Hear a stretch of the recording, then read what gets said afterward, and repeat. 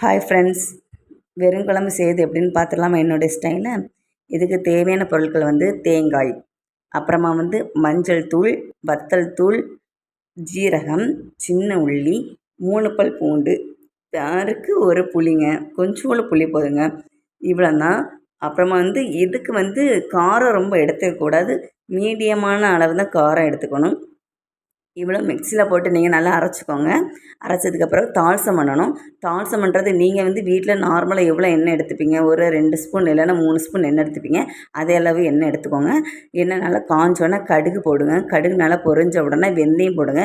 வெந்தயம் கொஞ்சம் கலர் மாதிரி வாசம் வந்தோடனே அதுக்கு கருவேப்பிலையும் சின்ன உள்ளியும் நீங்கள் போடுங்க. என்கிட்ட கருவேப்பிலை இல்லை, அதனால் நான் கருவேப்பிலை போடுறேன், நீங்கள் போட்டுக்கோங்க.